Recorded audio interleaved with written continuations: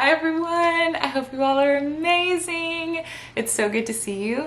Thank you so much for taking the time to tune into this video.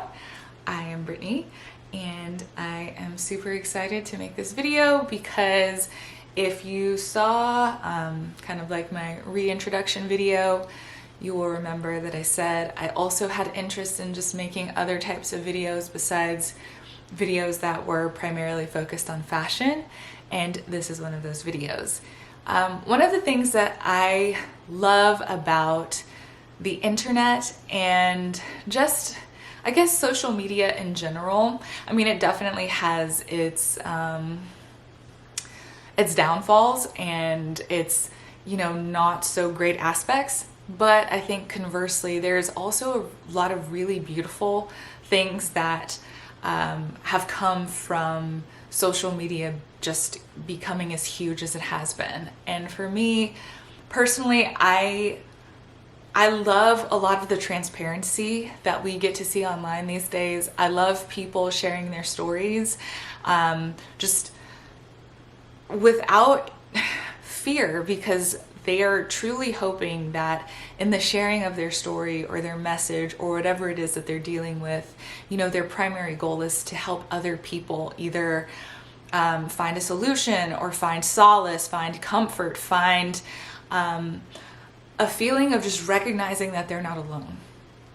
And I think that it is important when you have messages to share or experiences that you've been through to share them to help demystify the process for others, while also helping to bring awareness to something that so many people may deal with. So what I'm going to discuss today impacts female reproductive health, and I feel really nervous sharing this just because, you know, you're like putting your personal business out there on the internet, but I think why I feel so compelled to share is that when I was going through this experience, it was really hard for me to find information, and particularly information from people who look like me. So I wanted to kind of share my experience in the hopes that it will help not just women in general, but Black women as well, because it is really important to talk about our reproductive health, and so that you can feel empowered to go to your doctor, to listen to your body, to ask for a second opinion, to say you don't agree with something, to demand further testing and things like that. I think that when we go through experiences that affect our health, usually, since we don't really know what might be going on, we don't feel empowered. And when you don't feel empowered, that usually leads to you not feeling confident enough to ask questions or to explore other options. And sometimes you just accept whatever prognosis or diagnosis or course of treatment is offered to you. And that doesn't necessarily mean that just because it's offered that it's the best option for you. So with that being said, last year, so 2019, around like toward the end or like middle portion of April, a dull pain showed up in the lower like the lower part, the lower left side of my abdomen. And it was kind of like around my hip area as well. I work out a lot, and I was working out a lot at that time. And just to provide a little perspective, up until that point, I had just started a regimen where I was working out 2 times a day.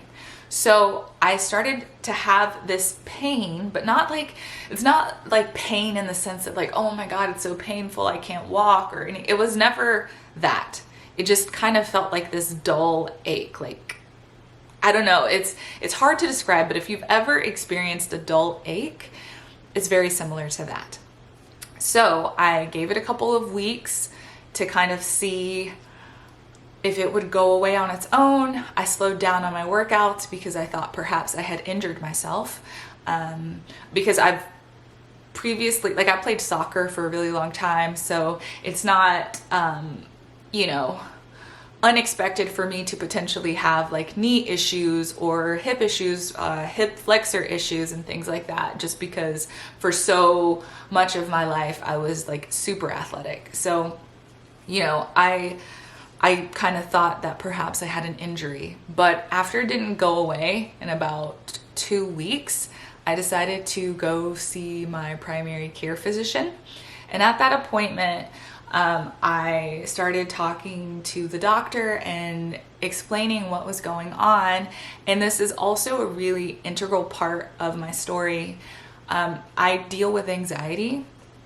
And when it comes to anxiety, for me specifically, anxiety can show up in a lot of different ways. It just depends on what's causing the anxiety, what I'm going through at that time. So, you know, on top of having this feeling that I really wasn't sure what it was, I thought perhaps it could be stress. I thought it could be anxiety, you know, causing like psychosomatic symptoms and things like that. So I, you know, expressed all of my concerns to her, and I was super fortunate because, you know, a lot of times, especially when it comes to Black women and just any sort of thing that they have to go through when they go to the doctor, sometimes I've heard a lot of stories of Black women being met with, you know, like, oh, it's in your head, or their concerns aren't taken seriously, or they're not really heard. I think sometimes at doctor appointments and things, you know, they're probably kind of rushed because they feel like they have other people that they need to get to see and things like that. So you know, firstly, I want to say that if you are experiencing that type of behavior from your healthcare provider, that is not an appropriate healthcare provider for you. This isn't just for Black women. This is just across the board. Healthcare providers are there to be supportive and to listen and to help you figure out what the hell is going on. And in order for you to feel safe as a patient, you need to feel like it's okay to express what you're feeling and that it's being received well. So, you know, that's just super important to keep in mind. I was super fortunate. My doctors were incredible and listened to me and just, you know, wanted to hear me out and hear me explain what I was feeling.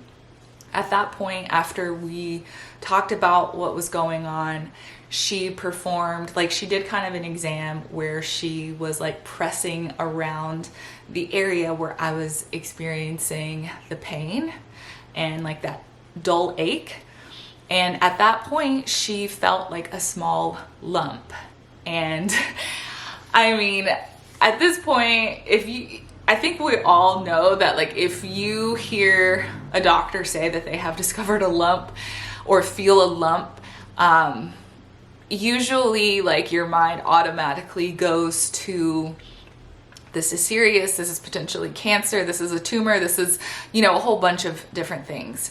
So I was terrified. As soon as she said that, I just remember like crying and just feeling instantly terrified because I didn't know what it could be, you know? Like I had no idea. I didn't know if it had to do with my reproductive system. I didn't know if it had to do, which is why, like, because of where the pain was, I went to my primary care physician as opposed to my gynecologist, because it didn't feel at that moment like it was a gynecological issue. It felt more like musculoskeletal. So when she said that, she was like, so what I want to do is get you scheduled right away for an ultrasound and an x-ray. So that I was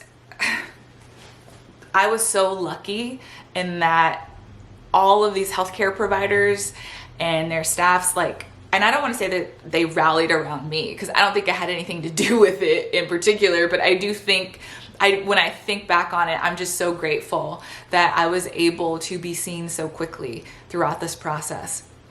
So that afternoon after that exam, I went for an ultrasound. It was like a I guess it's like an ultrasound similar to what a pregnant woman would get. So it was just kind of like over my belly. And the ultrasound tech was like, please, you know, point to where the lump is. And so I was like pushing around the area and I couldn't feel it anymore. And she did imaging across my entire lower abdomen. And I guess just to kind of round out the ultrasound side of it. So after I had my ultrasound and my x-ray done back to back. So after I finished the ultrasound portion of it, I went and had my x-ray, and because they wanted to see, since I was experiencing pain in my hip, if there was something like with going on with the bones of my hips. So I remember like the guys who did the x-ray, they were really chill. And right before they took the pictures, because you're not supposed to get x-rays if you're pregnant, I think. Or if you are pregnant, like you have to disclose that or something. But I don't think you're supposed to get x-rays when you're pregnant. I've never been pregnant, so forgive me if I'm giving misinformation. But he was like, are you sure you're not pregnant? And I was like, yeah, I'm positive. And he was like, okay. And I guess in that moment, like I didn't think anything of it, but you'll see as I continue my story why that ended up sticking out for me. So I left that appointment for my ultrasound and my x-ray, and I went home, and my doctor was so amazing that she got the ultrasound results pretty much right away. And you know, a lot of times when you're dealing with medical stuff, there's a lot of waiting, which if you suffer from anxiety, exacerbates your anxiety tenfold, because you're just on edge waiting for that call, not knowing what's going to happen, not knowing what they're going to find. So she ended up calling me. I left the appointment probably around 2:30 or something, and I went home, and she called me around 5. And she was like, I just got your ultrasound results, and I wanted to let you know right away because, you know, we did talk about your anxiety and I didn't want you stressing. I wanted to let you know. So she's like, your ultrasound didn't show anything. So, you know, typically in that instance, like it's a relief that like your ultrasound isn't showing any masses of any sort that would be concerning. But then it's like, okay, then what the hell is going on with me if you know, like where's this lump? So then I think it was maybe like the next day or a day or two later, she called me back about my x-ray results, and she was like, so you know how your ultrasound didn't show anything, but the x-ray showed something. The x-ray is showing like a calcification something or another around like the area where I felt the lump. So since we're not able to delineate what this calcified structure is, we're recommending that you go and get a CT scan. So again, freaking terrified because I haven't ever had a CT scan, you know, like it's just all really scary, especially when like I live away from my family. So pretty much I really only have my boyfriend and his family and then like my friends and stuff here. But, you know, if I was going through something like this in, you know, Georgia, like my mom would be with me, like, you know, because I need that type of support. So to feel kind of like I was going through this alone was also like compounding all of the fear and anxiety that I had. So I went to get my CT scan a couple of days later, again, just super fortunate that people were able to fit me in. So I got my CT scan, which I want to explain that experience as well because I was really scared. Basically, you lie on like a table kind of thing, and there's like this donut thing. Think like a big ring light, and it passes over your body and goes over specific areas that they want to see more of what's going on. So I think the CT scan shows like your organs. I think it can look inside your organs. Like it just gives a very detailed picture of what's going on with you internally. So, and I also want to note that one of the hardest parts of this whole experience is that when you are getting these tests done with ultrasound techs, x-ray people, CT scan people, a lot of times they don't talk to you. And I feel that it's really important to say that they don't talk to you, because when you are going through it, if no one's ever told you that, if no one has ever explained to you that it is common practice that they do not talk to you and tell you what they see or tell you what they think might be going on, you're gonna be in your head about it and you're gonna be terrified and you're gonna think, oh crap, they are not talking to me, which means they must be finding some serious shit right now. It is common that they will not talk to you and that they will not express anything to you, because at the end of the day, like the people who are doing the x-ray is not the radiologist who's assessing the test. The ultrasound tech is not the radiologist. You know, the CT scan tech is not the, I think it's radiologist, or there's some other name for the person who, like the official person who reviews those tests. So they're not going to talk to you.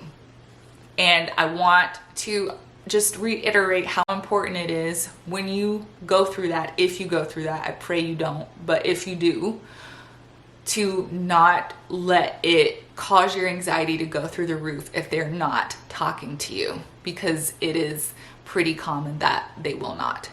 So anyways, a few more days go by, I hear back from the doctor. The doctor calls me to let me know that the CT scan, like everything pretty much was normal, fortunately, except it was at that point that they discovered that I had 2 dermoid cysts, 2 very large dermoid cysts. So the one on my left-hand side, like on my left side of my body, which is actually where I was feeling that dull ache, was about 12 centimeters big, which when you have an ovarian cyst, like it's within the ovary. So our ovaries are typically like very small.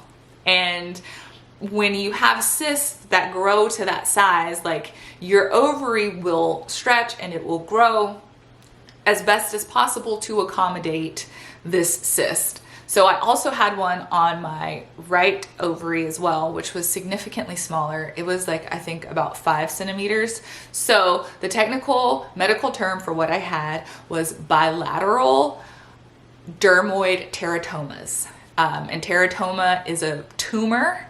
It sounds very scary. It sounds like cancer, but fortunately this type of cyst that I had is almost always benign. So you can imagine the relief that I felt when I was told that information. But then once that happened, you know, it kind of opened me up to an entirely new set of circumstances. So once they figured out what I had, my primary care physician then recommended me to go to my gynecologist. So I went to my gynecologist and she checked it out. And see, this is another really important key, because I am super rigid about going to the doctor. Since I have been, I think 17, I go to the gynecologist every year for my checkups. I am super diligent about my reproductive health. So the fact that my cysts had never been discovered up until that point, up until I started feeling that dull ache, you know, kind of freaked me out, because it's like, but I was doing everything right, and this still happened to me. So that, you know, kind of sent me down its own sort of like tailspin.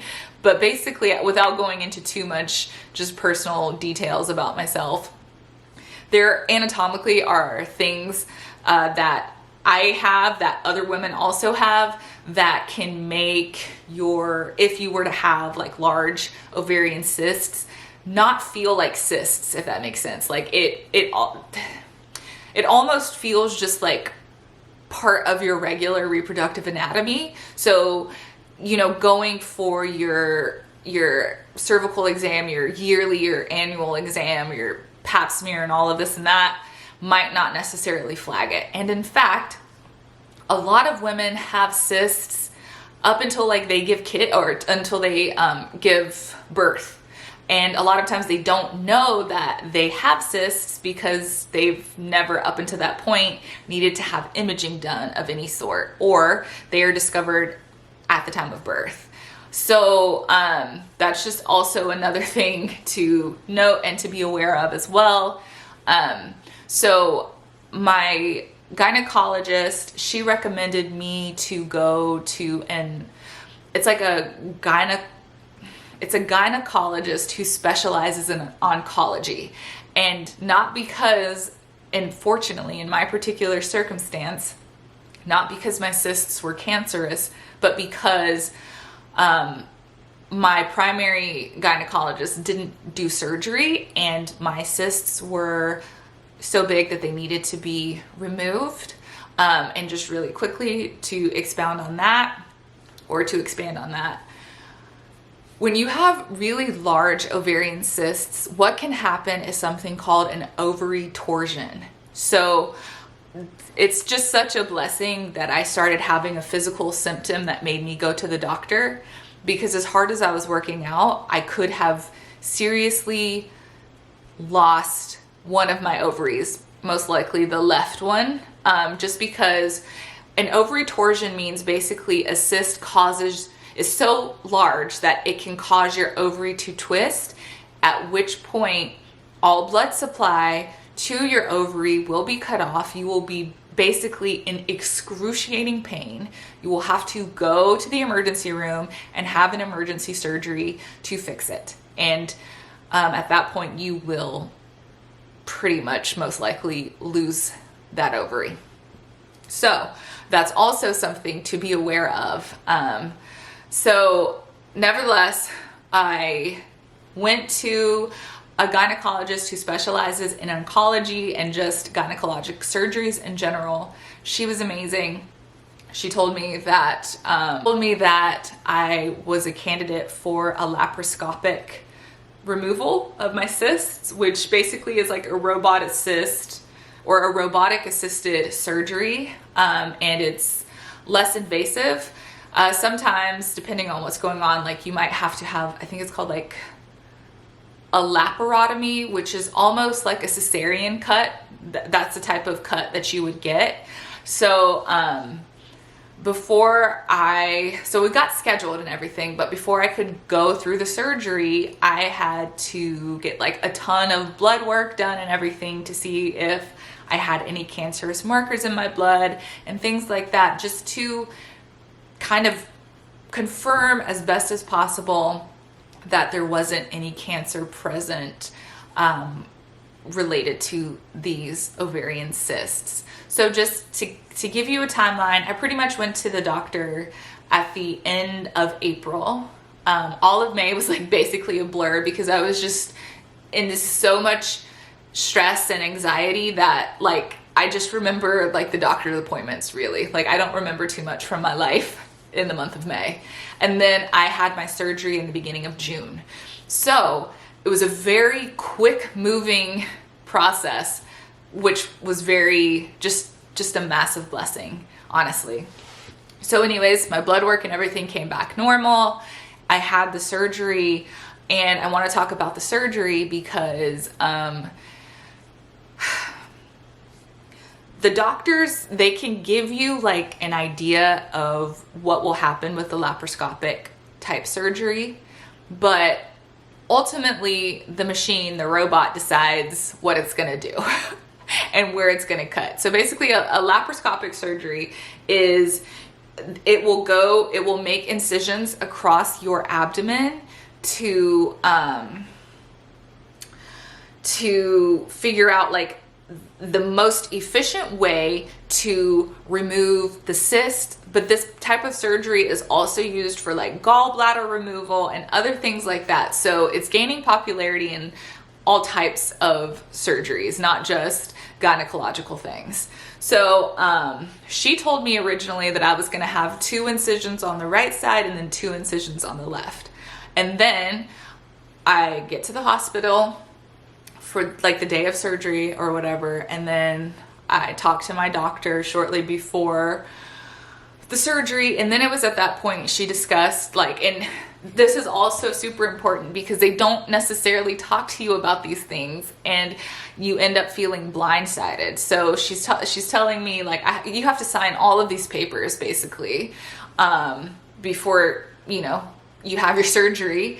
And she was explaining to me the documents and just saying, like, basically if they get in there and she sees tissue that looks concerning or whatever, that I'm basically giving consent for her to do whatever she needs to do based on her professional expertise in that moment. And that's really scary because I'm a person who I hope to be able to physically carry my own children. It's really important to me. So, you know, to kind of feel like in the moment that you don't have any control over what may or may not happen to your body because you're going to be under, but you also have to have the surgery, is really fucking terrifying, to be totally real with you. So I want you to know that that's also a thing that happens. And I discussed with my doctor, you know, prior to this, but like, it's very important for me to do my best and for her to do her best to preserve my fertility as best as possible, because I do not have children and I hope to have children in the future, which she was super, of course, understanding of. So, you know, I ended up signing the papers and everything because at the same time, like, while I definitely do want to have kids, I also don't want to have cancer. So for me, it was like, there are multiple ways that I can become a mother, but I need to actually be alive and healthy in order to do that. And so I made the decision, obviously, to sign the paperwork because my health, first and foremost, is most important in order for me to have all of the other experiences that I want to have in my life. So the surgery went pretty well. I obviously remember like nothing. I think it was like a couple hours long.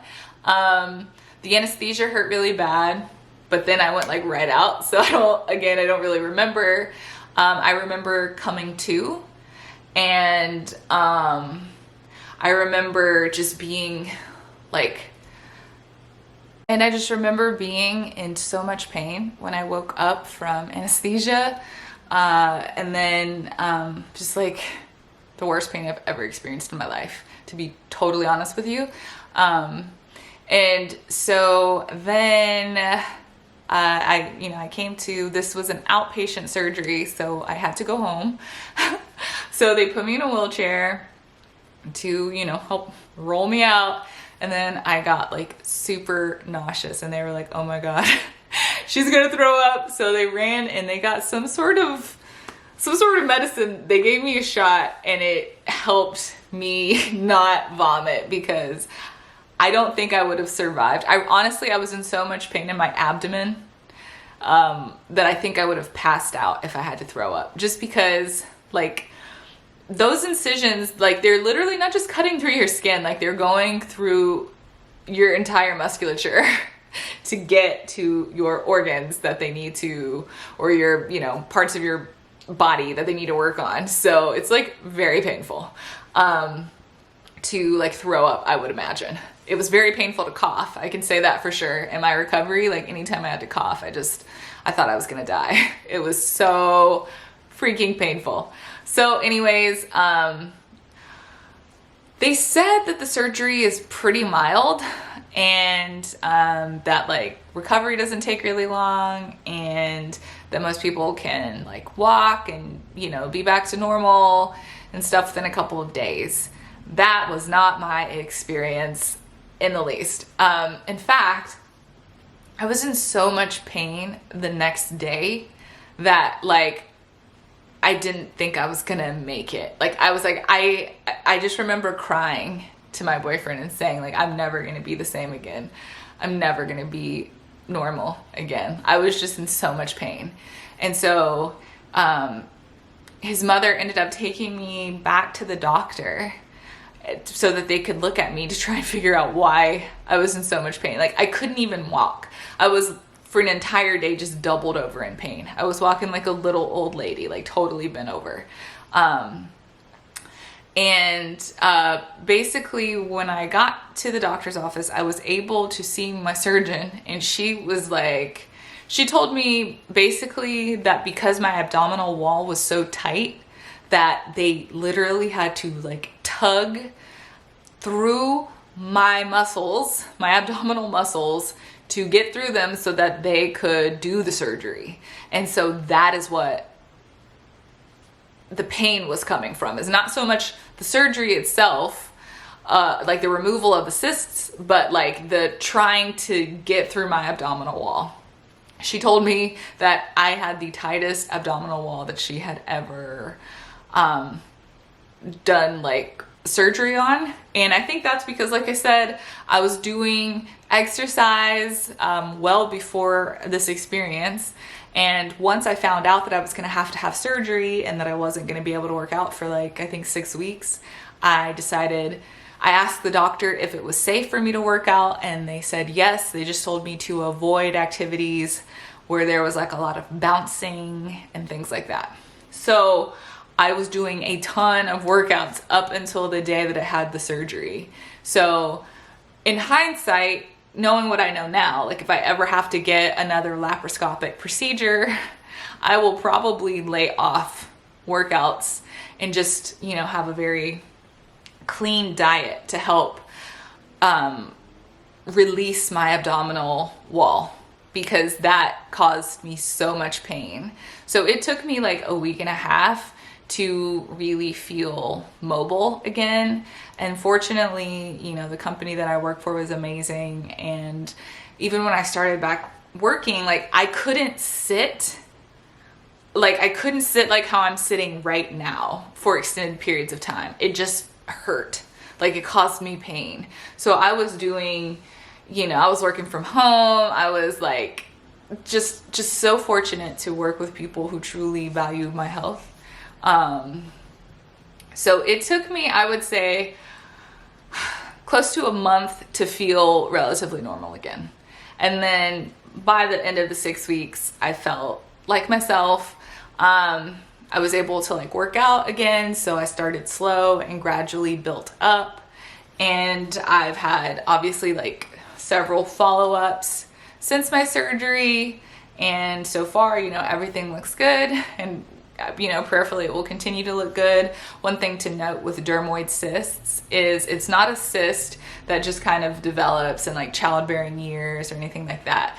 Dermoid cysts they form basically when you are conceived. It's kind of like an abnormality, really. And I don't know how true this is or not, but my doctor told me that it is very rare for Black women to have dermoid cysts. So I don't know, you know, I might have been like one Black patient that she has. So I don't know how many Black women she's actually practicing on. So, you know, I can't say for sure. All I know is that I was born with it. I had them. There's really no rhyme or reason for why they occur.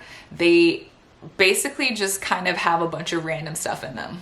Like, epithelial cells, hair like tissue, teeth like structures. So that's why the calcification thing came up, and that's what flagged ultimately on my x-ray was the calcified structure within the cyst.